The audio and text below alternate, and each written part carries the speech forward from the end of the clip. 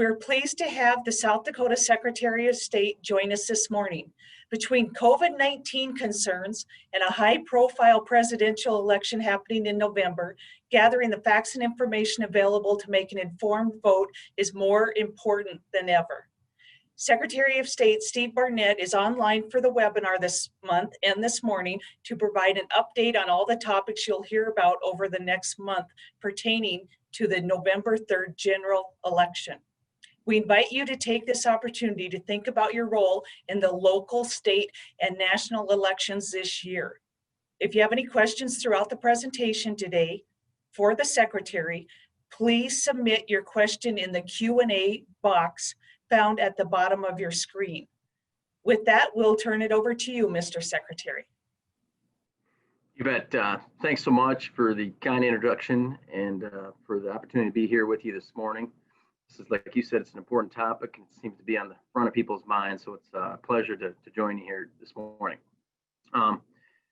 Just a little bit about my background. As you said, my name is Steve Barnett. I'm an Aberdeen native, and so is my wife, Nicole, and we've got 4 children. They're at home today because there's conferences going on with the school. So we've got Emma's in 4th grade, Henry's in 2nd grade, William's in kindergarten, and Lily's in preschool. My wife just started, she's a teacher by trade, and she's now working part-time for Rinke Gray Financial Management. So we're still just kind of getting used to the new schedule here this fall. But I was just gonna go over some of the main topics, some of the questions that our office has been receiving here in these last few weeks. And then I'm happy to take any questions from the field from any of our listeners. I think Anna had a few questions that maybe the Elevate Rapid City has been receiving as well. But the first one, just absentee voting in general. As you know, our office sent out absentee application forms in last April in the spring, and voters were able to fill those out, and then in box 4 of that form, they could choose which election they wanted a ballot sent for. You could hit all or primary or general, and several voters couldn't recall which ballots they had coming here this fall and stuff. So the first one I want to answer is, a lot of voters saying, I can't remember if I signed up to receive an absentee ballot or not. How do I check that? The first thing is they can go to our website, which is www.sdsos.gov, and under the voter information portal, they can see if they're in the queue to receive a ballot. Those were sent out on September 18th, so they should have received those by now. If they haven't received them yet, chances are they didn't fill out that application form that we sent out in April, but you still can download the form off our website, or you can call your county auditor and have them send you a form. And that form then needs to be accompanied by a photo ID, which would be any government issued ID, like a driver's license or non-driver's license, passport, tribal ID works, college ID works. And then they send that back to the county auditor. Again, it has to be accompanied by a photo ID or notarized, either way. And it also has to be, they need an original wet signature on that form. And that's compared against, it's a safeguard, it's compared against the signature on the back of the manila envelope where the ballot is enclosed. Folks can check out our website to see if they're in the queue, or they can just request one using that form, or they can call their county auditor to send them a form. One question we get is how long has absentee voting been a thing in South Dakota? And really, we've had it since 1913. It was opened up and expanded in 2003. When I first registered to vote was back in November of 1996, and there was literally about 3 different reasons you had to check a box as to why you wanted an absentee ballot: for religious purposes, possibly maybe work prevented you from going to vote on election day. And so that was kind of how it was up until 2003. Now we've expanded it to a 46-day window, no excuse, in-person absentee voting. And with this pandemic going on, I always just say that we've used a tool already in our toolbox to, we didn't really have to do anything different to prepare for the primary election, with the exception of sending those forms out to everyone in April, and then sending the PPE kits to all the polling locations. Our office really didn't do anything different to prepare for this election. But if folks, there are a number of individuals that want to just cast their ballot in person on election day, Tuesday, November 3rd. And that's not a problem. So if folks want to do that, they can again go to that voter information portal. They can view their polling location, and they can also take a look at their sample ballot as well. That way they can take a look at that ballot. They can even fill the sample ballot out and take it with them into the polling location. Things to remember to bring with them if they go vote in person would just be your photo ID. And in the event they forget a photo ID, they can sign an affidavit saying they are who they say they are. So if they forget the ID, they can sign an affidavit. And right now you also can, so the 3 different ways you can vote this November is you can request an absentee ballot be sent to you. You can fill that form out and again have it accompanied by a photo ID or have it notarized and send it into the auditor, and the auditor will send you your ballot. And then you could drop that ballot off in person, or some county auditors have a drop box located, maybe adjacent to the courthouse or the county auditor's office, or some have like a slot that they can stick it in, or they can just mail it back. The second way to vote is they can vote in person absentee, and that's going on right now. And if somebody has to update their voting address, they could do that. I call it a one-stop shop. They can go into the county auditor's office, update their voter registration form. I can give you one right here. They can fill in their previous voting. If they move, they can put in their old information here and then fill out the new information up top. And these can be found on our website or again at the county auditor's office. And they can get you registered right there, and then you can vote a ballot right there. They can verify your data almost instantly. So, and that can be done up until October 19th. October 19th at 5 p.m. local time is the deadline to register to vote. And of course, the third way to vote is to vote in person on election day. And again, the polls will be open from 7 a.m. to 7 p.m. So that's the third way. And if somebody, one question we're getting a lot of too is if I requested an absentee ballot and maybe it comes down to like October 28th and they're nervous about sending it back and making sure their ballot counts, they can just destroy that ballot, or they can leave it on their kitchen counter and then go vote in person on election day. Or they can even vote in person early at their county auditor's office too. Their name is flagged. They're going to know that they sent a ballot to them, but they're also going to know that they never received it. So that's okay if they change their mind about voting absentee and they want to vote in person, they can do that. Now, one question we're getting too is, let's say I go down to the courthouse today and I cast my ballot, and then next week I change my mind. I want to change my vote. You can't do that. It's already in the bank. Nobody's forcing these folks to vote early by any means.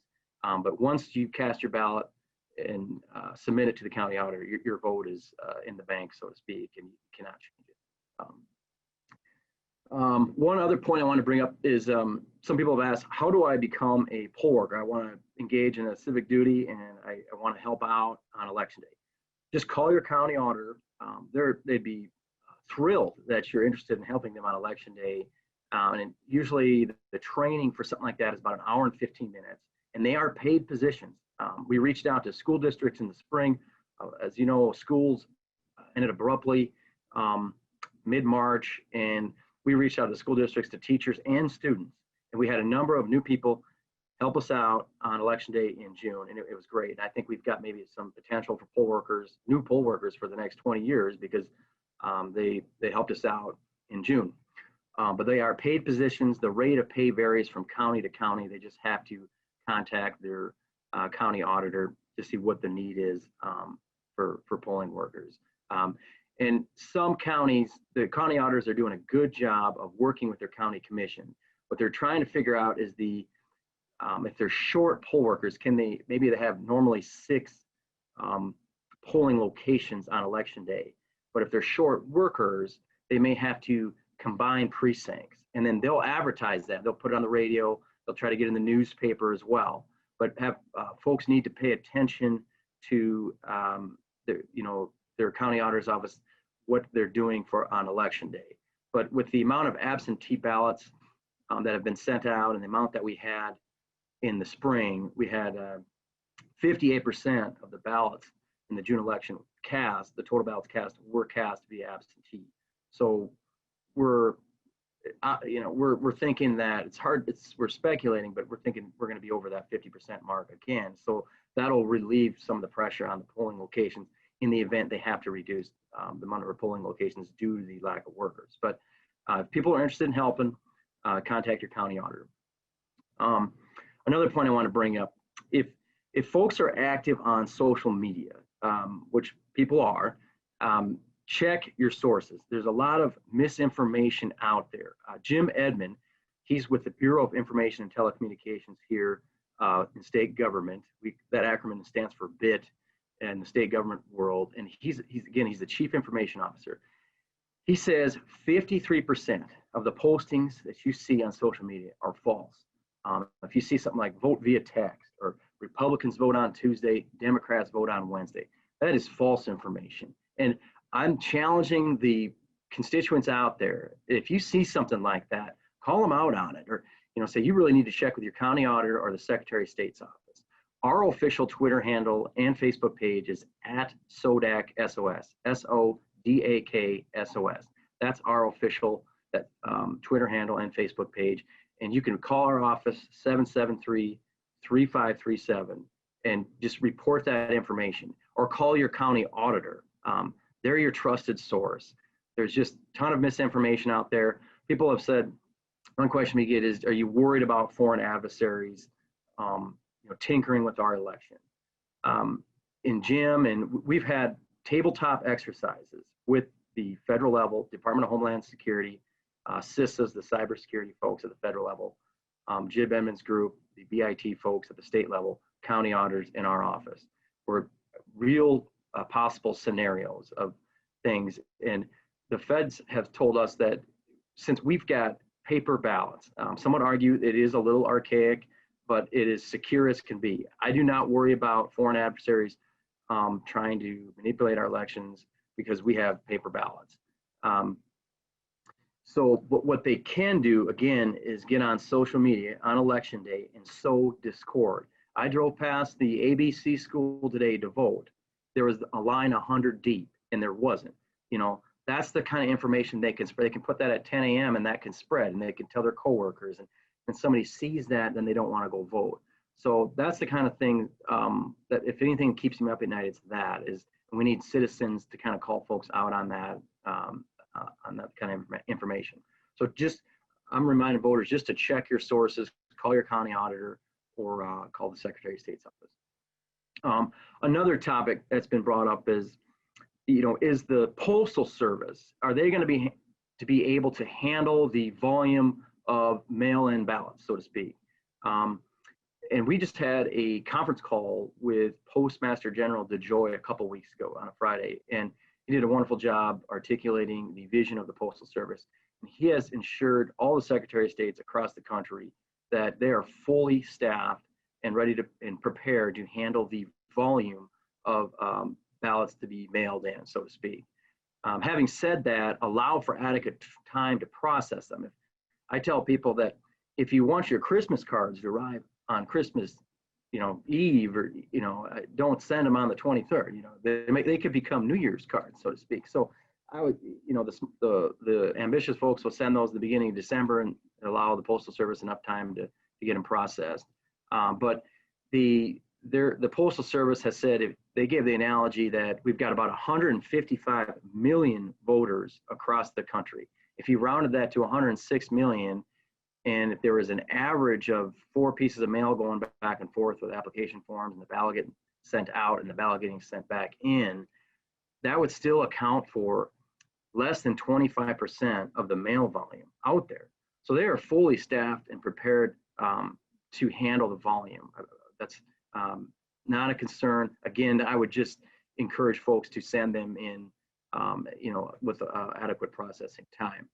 And that's assuming that 25%, that's assuming every voter sends in a ballot. And obviously, people are going to vote in person as well. So those are kind of some of the main questions that we have received recently. One other one I can point out is, some people have said, what exactly is on the ballot this year? And this is just this is an example of a sample ballot from the Lawrence County area. So you have statewide races. Obviously, the presidential election is at the top of the ballot, and we have the Electoral College, so it'll say for presidential electors, you may select one. Okay, we've got the Trump-Pence ticket, Jorgensen-Cohen electors for the Libertarian Party, and the Biden-Harris electors. Okay, so that's at the top of the ticket. Next, we've got a U.S. Senate race between Mike Rounds and Dan Allers. And then we have our we have one at-large congressional seat in South Dakota. Years ago, we used to have two, I think back in 1980, but we only have one right now between Dusty Johnson, the Republican, and Randy Uriah Llewellyn with the Libertarian Party. And then we also have a statewide Public Utilities Commission race. And then after that, you might have some county commission races and legislative races, depending on what part of the state you're from. And then also, it'd be a non-political ballot. We have one of our Supreme Court justices, Justice Stephen Jensen, he has a retention election, and he just has to receive 50% plus one to be retained on the Supreme Court. And on the back of the ballot here, we have the ballot questions. And I'll also, this is another point to bring up. I'll go over those here. This pamphlet is on our website. It's the 2020 ballot question. And so what it does is it gives the voters a chance to read up on the ballot questions. We have 3 this year. And then it has the Attorney General explanation and a pro statement and a con statement written by 2 different individuals. And then, so if people have questions, the smart thing to do is to check with perhaps the individual who, and their contact information is at the beginning here. Check with who wrote the pro statement and who wrote the con statement, and they have to kind of figure out, you know, where they're at on that particular issue. But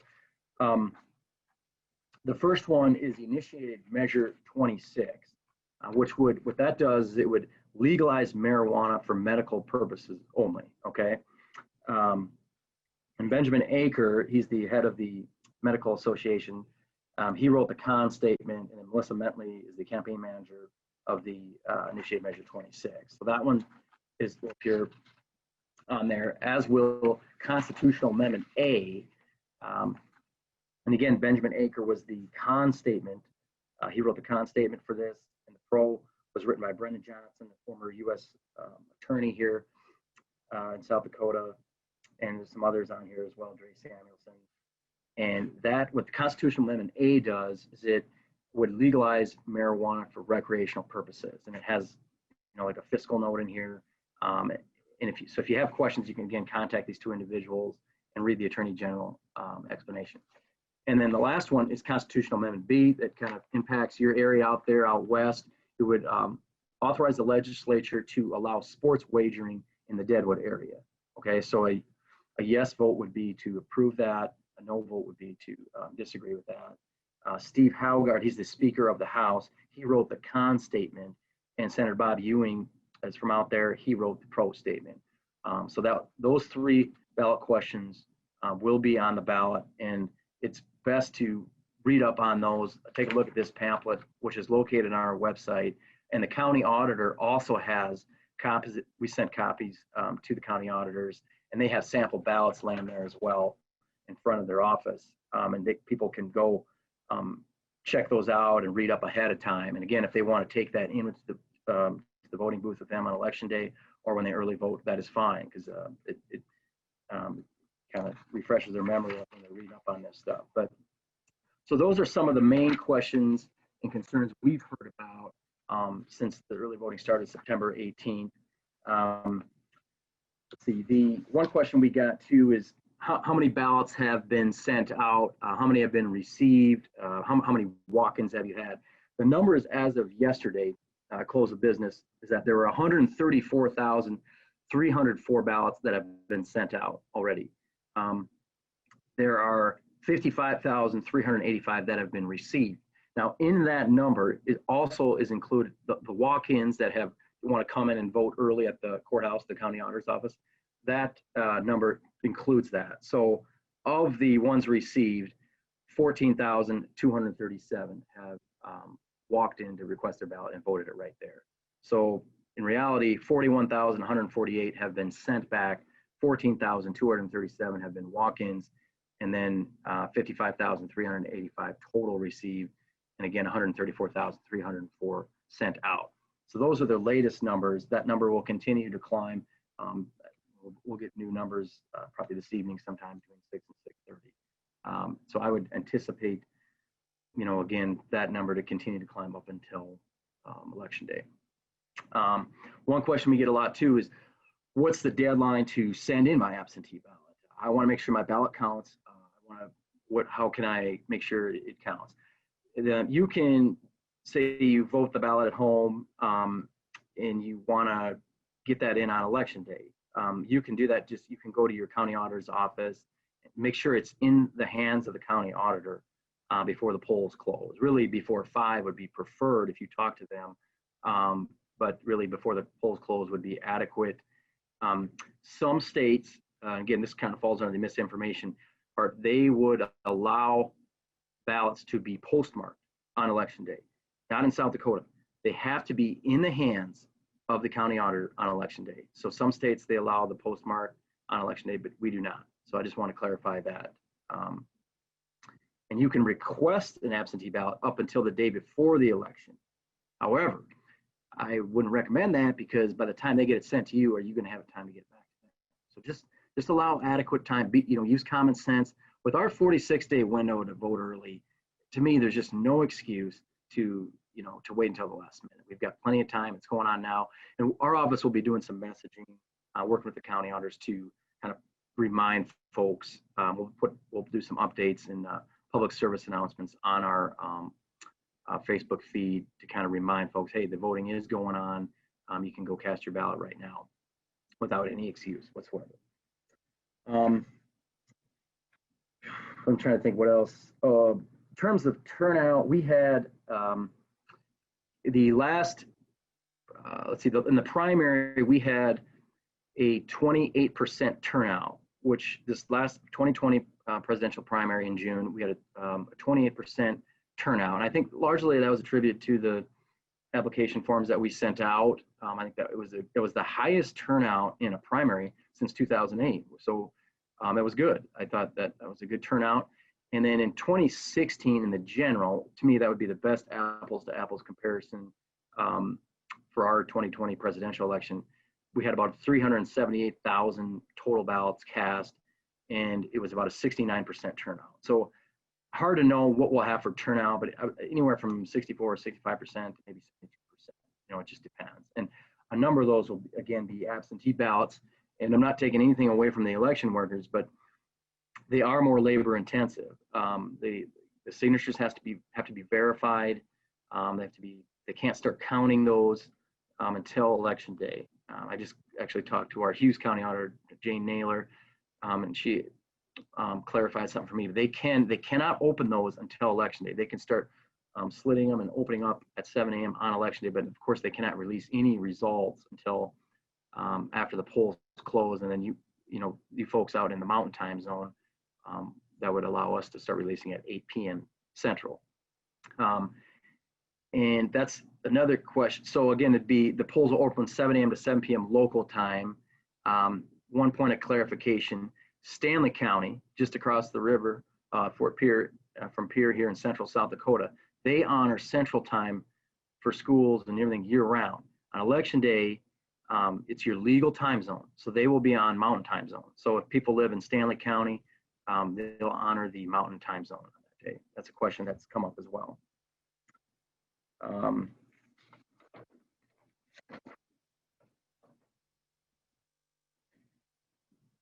Well, I think that's a lot of the questions that we've received there so far. I can open it up now. I've talked a lot, so I don't want to step on anybody's toes, but if you guys have any questions or concerns, I would be happy to address them at this point. Thank you, Mr. Secretary. That was a lot of very helpful information, and I do have some clarifying questions that have come through. Sure. But you've touched on virtually every topic that we wanted to get to. But okay. I'm going to try and not hop all over the place, but just because this is what you just touched on. But regarding county to county, is there a difference, or is there a rule for whether they can open up the absentee ballots or the early voting ballots in the morning versus when the polls close? And will this affect the results on election day?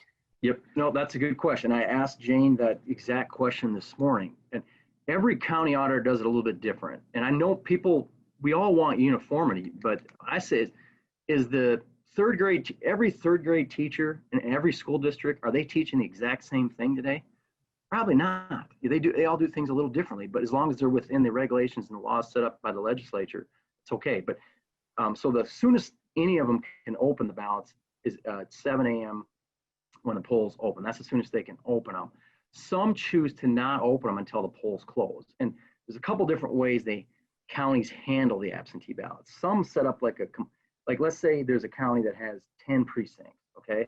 Some will say, we're gonna create an 11th precinct, and those are gonna be designated as the absentee precinct, okay? And so they'll put all the absentee ballots, no matter what precinct they're from, the precinct 6 absentee ballots, the precinct 8 absentee ballots, they'll put them all in the same pile, okay? Some want the absentee, so that's number one. Number two is some counties will take the absentee ballots and they'll marry them up or pair them up with the ballots in that precinct. So if they get precinct 8 absentee ballots, they'll then get them to the precinct 8 ballots that are cast on election day, and they'll put them together. So there isn't a right way or a wrong way. That's just how they handle it. And some, again, will open them up after the polls close. They may like slit them open throughout the day, but not actually put them in the tabulator until after the polls close, because they can't release any information until the polls close. So that's the soonest. And again, just to ensure the integrity of the process, I can promise those are open and put in a secure box. So like there's nobody looking at those ballots to see how Jane Doe voted or anything like that. So that's a good question though. And then you offered some really helpful numbers on the comparison between other elections and then what we're anticipating for this general election. Just to clarify though, do you have any percentage, for instance, of how many absentee ballots we've received at this point versus the 2016 general election? I don't have any data that show, like, if you're looking at, what are we at here? October 1, like to compare October 1 of 16 to October 1 of 2020, I assume we're more, but I don't have the data from that particular date. I could show you that in 2016, the total amount, so this would go up until election day, 27% of the total ballots cast in the presidential general election in 2016 were absentee ballots. So that's the total number on election, but I don't know where they are at, October 1st of 16. I couldn't tell you that, Mark, but I can tell you we've sent out 134,000, and we had 378,000 total, almost 379,000. I think it's 378,995 ballots cast in 2016. So you've got we're a high percentage already that have cast absentee ballots, so to speak, compared to past years. But again, I think those are good comparisons, but this is a different time too in our country going on right now. And to me, the number to go off of probably the 58% of the total ballots cast were the absentees in the spring. I would assume we'd be around that for the general, but hard to know. So we could be potentially almost double. It could be more, yeah. I mean, normally, double, yeah. And compared to the primary, normally in a primary, there's about 13 to 15% cast absentee. So it was well over that, obviously. And everybody's got a different comfort level with this pandemic. So I think that plays a part in it too. This is probably more of an opinion question, but do you feel as if this trend towards absentee ballot voting or early voting, is that going to remain, do you think, for years beyond? That's a good question. I think some people were made aware. There's definitely a crowd out there that they like to vote on election day. They like getting the sticker, and that's their civic duty. They want to go in person and cast their ballot. And they may take their mom or their aunt or grandma or maybe your brother that normally doesn't drive or something. So that it can be kind of a family affair, so to speak. There's a tradition there, so to speak. And a lot of them I grew up in Aberdeen, South Dakota. Now they have vote centers in Brown County, but before that, I'd walk in the voting place and that lady she knew who I was before I walked up to show my ID. I think there's some tradition stuff that voting in person that they like, but some people have, it's the absentee, when we sent out the forms, I think it opened their eyes that, oh, this is another way to do it. I feel safer about this. I'm going to do it this way. So it's hard to know, once we get a vaccine and that kind of thing, then it might back off. But I definitely think you could see potential for more absentees in years to come. I don't foresee, now having said that, there are 5 states, Hawaii and Oregon, Washington, Utah, and Colorado, that are set up for all mail-in ballots. They've been doing it for several years. I don't foresee our state doing that, but I do, like you said, I do see the potential for higher absentee numbers from here to come. Yes. Okay.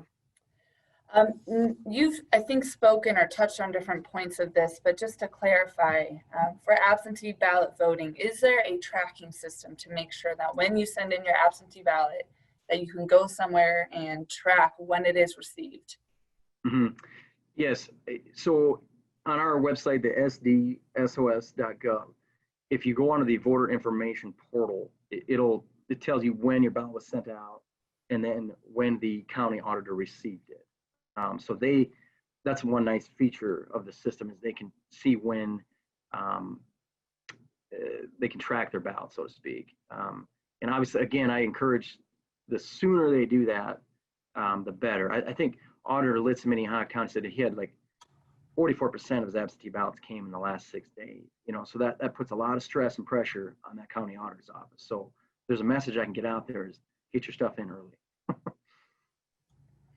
Okay, so I have a couple questions now kind of pertaining to in-person voting.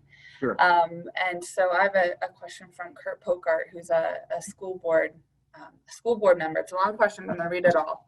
Okay. You mentioned that the Secretary of State will be producing some public service announcements. The Office of the Secretary of State will be producing some public service announcements. Speaking as a poll worker who has worked dozens of elections, we've seen a marked increase in adversarial behavior in the polling place. We know campaigning is not allowed in or near polling places, but some voters insist on infringing on free speech. Would you please consider including reminders to the public about the types of behavior that is okay in a polling place?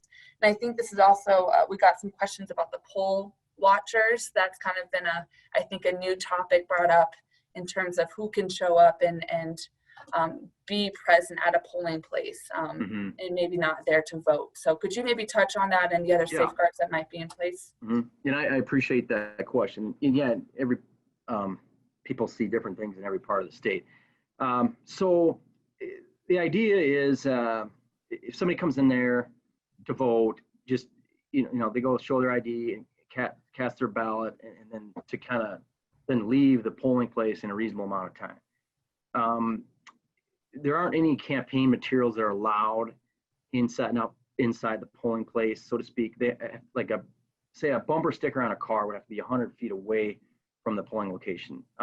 There literally is, I think our Grant County auditor has a rope 100 feet long. So just, she can hold it to the door and say, okay, your car is within that, you got to get that out. Same with yard signs, as long as they're 100 feet away. They shouldn't be wearing a t-shirt, that says vote for whoever, you know what I mean? Some people say, oh, that's my freedom of speech. Well, it's just, they cannot have that on display in the polling location. So they really, they're not, and we don't want anybody disrupting anything. There's a fine line of freedom of speech and then crossing the line with what you can do and what you can't do at a polling location. But my advice would be, if they can, and usually they'll say, hey, you got to take your hat off and just be kind about it. And the auditors usually, they go over that stuff in the trainings and things, but we can try to touch on that in the PSAs. They're about usually 30 seconds, so you have to be pretty quick. But we can articulate that as well on our official Twitter and Facebook page as well. But usually 100 feet, you got to have your campaign materials outside of that window. And then for people coming in to vote, just come in and vote and don't linger on, and they can't be campaigning or arm twisting or things like that in the polling location. It shouldn't be disruptive any way. And then for the poll watchers, is there a system that should be followed? Is there something in South Dakota that people should be watching or referring to if they want to participate in that? Yeah, there's a couple different, you've got your election day workers, which are then hired by the county to kind of hand out the ballots, and they'll be like promoting social distancing and that kind of thing. And then you have the term poll watcher. Sometimes those can be assigned by the different political parties. Like the Republican Party, the Democrat Party may have poll watchers that are more volunteers, and they're just making sure their voters, they're there to cross off names off a list. When Steve Barnett comes in to vote, okay, we'll cross his name off, but then we don't have to call him to remind him to go vote. And they usually just sit in chairs just by the poll workers, by the paid poll workers. And again, they're not to cause any trouble or anything. They're just there to, make sure their supporters show up and vote. And then they go pass off a list at the headquarters of where they're stationed out of. And the next person comes and works for 2 hours. And at the end of the night, how many people in that precinct haven't voted, and they're calling them. So that's kind of and those are usually volunteer driven. Okay. I have a question to clarify. If a person sent in the absentee request form from your office, they will not get an absentee ballot for the general election unless they had marked all elections. Is that correct? All or general. There's I think there's municipal, primary, general, and all. And it's box 4 of the form. And so if they can't remember which box they check, they have to call their county auditor and see. Because I totally get it. They might have filled that out in April or May. Here we are in October 1, and they can't remember. So that's the best way to do that. The ones that were in the queue, there's a big batch sent out September 18th. I can't speak for the Postal Service, but my guess is if they haven't received it yet, they probably didn't check the all or the general box. That would be my guess. That's good to know. Yep. Why does that option exist? Just out of personal curiosity. Why would someone perhaps not want to receive an absentee ballot for one election, but perhaps another? That's a good question. I think it's in there just to, so they have that ability for elections for that year. Some people, and then we've also had this question. This is pivoting a little bit, but some of them, they requested it. And again, we're kind of getting past that point now because they're probably mailed out. Maybe they realized they requested it in July, and then now they changed their mind. They don't want it. Then they really should go face to face with their county auditor or write a letter with a copy of their ID saying, I don't want to be sent the absentee ballot. But a lot of times the auditor will probably err on the side of sending it, because we'll go back to how do I know? We'll go back to the fraud thing. How do I know Steve doesn't want his ballot? This is a letter that could have came from anybody. So they are on the side of sending it. Then if they don't want it, they can shred it and go vote on election day. So that was a question that came up from county auditors. Some people change their mind, and that's a tricky one because you're probably talking to the person who doesn't want it, but you don't know that over the phone, So a lot of times they're going to err on the side of sending it as opposed to not sending it. Okay, thank you. If a person uses a signed affidavit because they don't have an ID on hand, how is it determined whether or not that vote will be counted? The auditor will go and look them up in the registration system. I think it goes like a provisional, at the time being, it might just be like a provisional ballot, and then they can count those. They'll just look up John Doe, Pennington County, and make sure they're registered. At one point, I think it was like around 2004 or so, maybe 3. You didn't even need to show an ID to go vote. You just, but now you do, but in the event you forgot it, you just sign an affidavit saying, I am Steve Barnett, and then you're signing a perjury statement, that's important. They can check on that when they're totaling up the ballots.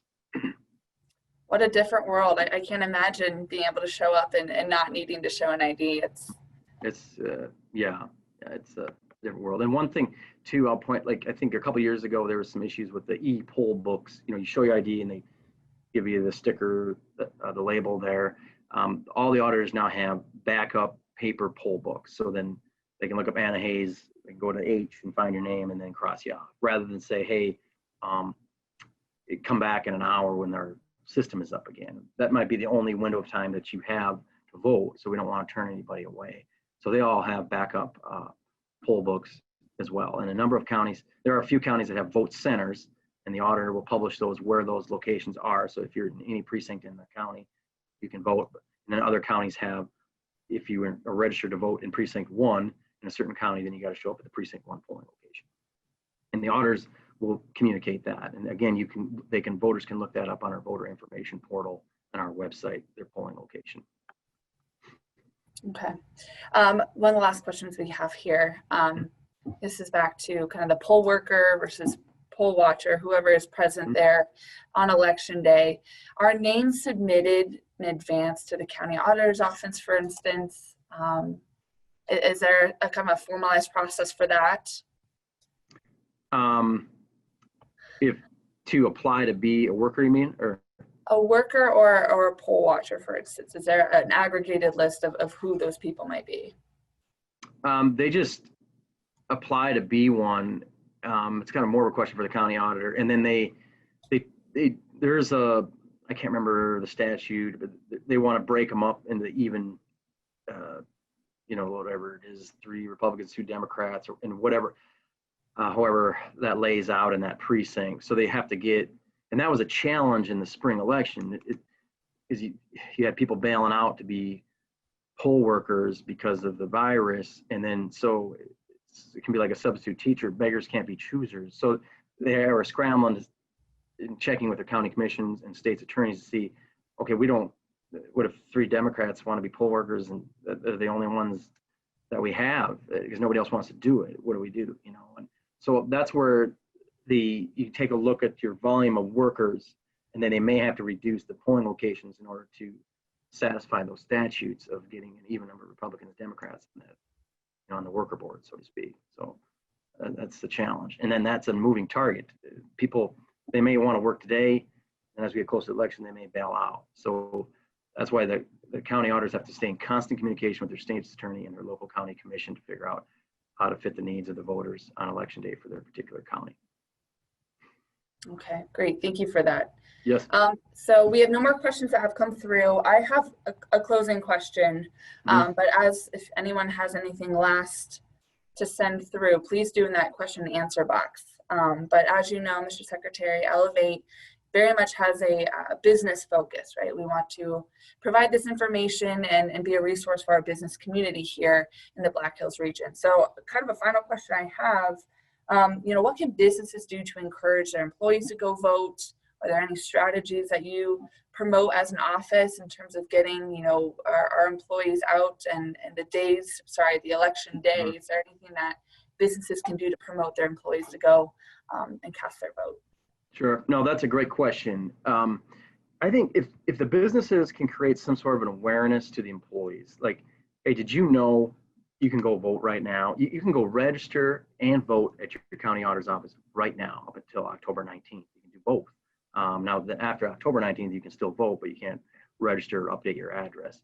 So I think just getting that information out to their employees, even in an email, and just saying, not pushing a certain candidate over another or a certain ballot question over another, just making an awareness, say, this deadline is coming up, voting is underway right now. And again, there's 3 ways to do it. You can get it sent to you, you can go vote in person, absentee, or you can go vote on election day. And articulating that, and then maybe even having those voter registration forms out on a table by the water cooler, or the coffee break room or something like that. And then and again, a lot of these auditors have drop boxes too, that maybe somebody could go in the organization go drop them off, or that kind of thing, or have the county auditor come up on a certain day, or one of the to register people. That would be good too, because then they can can register them right there and they can take them back to their office. National Voter Registration Day was September 22nd. I was up in Aberdeen at Northern State University, and we registered some voters there and updated addresses right there. And I want to thank Kathy McNichol, the Brown County Auditor. She helped me with that as well. And it was just kind of like an awareness deal. And they're pretty, they're not as college students sometimes aren't as plugged in, you know, it might be a little off their radar, so to speak, and they're kind of a transient community. But it was good to have a table there, and the Northern worker helped kind of, you know, brought an awareness to it. But I think just reminding the folks too, to check if they're registered or not, to go on our website to do that too. I think that's good. Okay, we have a couple questions that have come through since Sure. I asked mine. So for one, I heard a rumor that the barcodes on the ballot return envelopes identify party affiliation. Is this true? Barcode, no. I'm not sure where they would have heard that, but I'm not aware of anything like that. Okay, thank you. Yeah. Our polls in East River, are they open from 8 to 8? While West River is open 7 to 7? Nope. 7 a.m., 7 p.m. local time. So in theory, we got to wait an hour till yours are closed to release any results. If that makes sense. Yep.